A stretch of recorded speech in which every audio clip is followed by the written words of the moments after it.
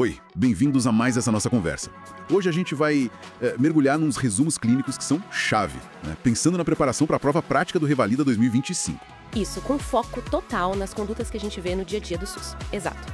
Vamos passar por 5 temas bem importantes. Abscesso pulmonar, depois abdômen agudo hemorrágico, abdômen agudo obstrutivo por bridas, aí a gente fala da escala NISS no AVC e, por fim, do AVC isquêmico especificamente. A ideia é pegar o essencial, né, de forma rápida e clara. Vamos lá então. Começando pelo abscesso pulmonar.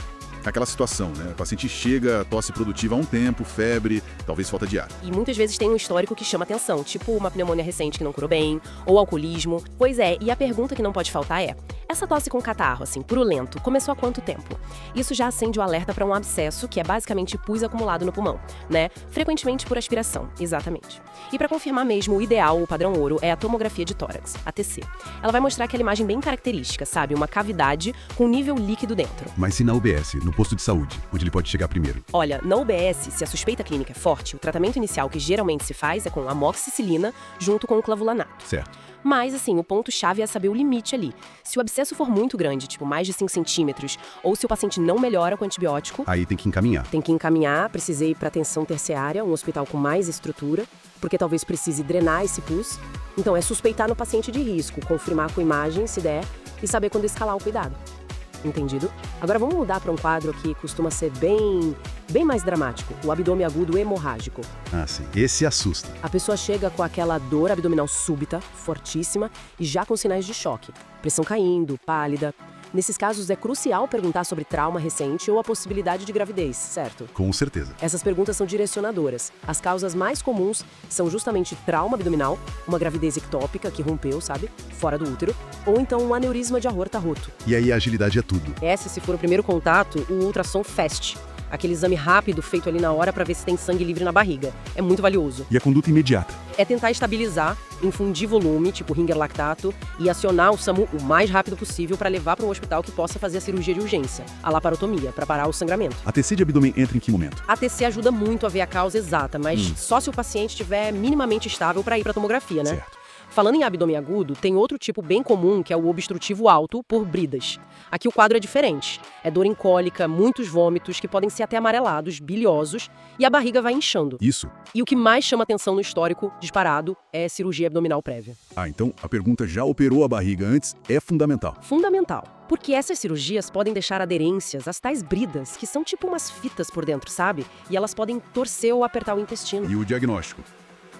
Como confirma? A TC de abdômen é excelente para isso. Mostra o intestino dilatado antes da obstrução e murcho depois, o tal do ponto de transição. E o manejo inicial ali na chegada? Bom, geralmente começa com uma sonda nasogástrica para aliviar a pressão tirando o líquido acumulado e hidratação na veia. Aí, claro, precisa encaminhar para avaliação da cirurgia geral na atenção secundária. Eles vão avaliar se precisa operar para cortar essas bridas, fazer a adesiolise, principalmente se tiver sinal de que o intestino está sofrendo, estrangulado.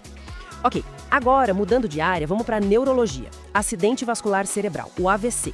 Quando chega alguém com déficit neurológico súbito, fraqueza de um lado, dificuldade para falar, a gente sabe que é uma corrida contra o tempo.